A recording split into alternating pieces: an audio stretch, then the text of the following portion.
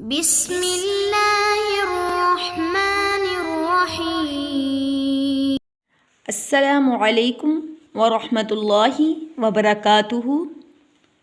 قال رب اشرح لی صدری ویسر لی امری واحلل عقدۃ من لسانی یفقہوا قولی رب زدنی علما رب زدنی علما رب زدنی علما۔ آج ہم پڑھیں گے حروف مدہ کی پہچان۔ حروف مدہ کل 3 ہیں۔ الف سے پہلے زبر، واو ساکن سے پہلے پیش اور یا ساکن سے پہلے زیر۔ ان تینوں حروفوں کو حروف مدہ کہا جاتا ہے۔ ان کو ایک الف کی مقدار میں لمبا کر کے ادا کیا جائے گا۔ حروف مدہ کے وقف کی صورت میں حروف مدہ کو وقف بالسکون کی طرح ادا کیا جائے گا، یعنی کہ جیسا لفظ لکھا ہے ویسے ہی ادا کیا جائے گا۔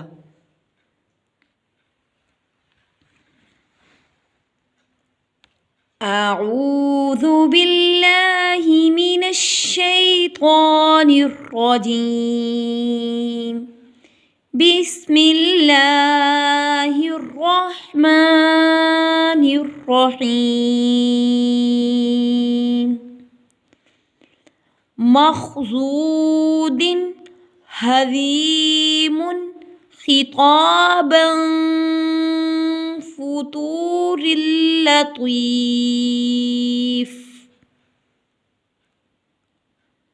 میم زبر خا مخ، ضاد پیش وضو مخضو، دال دو زیر دن مخضودن، ہا زبر ہا، ضاد زیر یضوی حضی، میم دو پیش من حضیمن، خا زیر خی، طا زبر الف طا خطا، با دو زبر بن خطابا، فا پیش فو، طا پیش وتو فتو، را دو زیرن فطورن، لام زبر لا، طا زیر یطوی لطوی، فا دو پیش فن لطیفن۔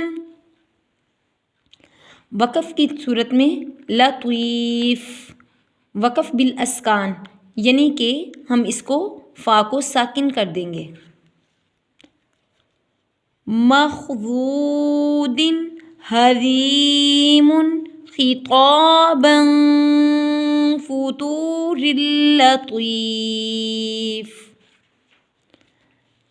مخضود دو زیر کے بعد ہا آ گیا، یہاں پر اظہار ہوگا، یعنی کہ ہم یہاں پر گنہ نہیں کریں گے۔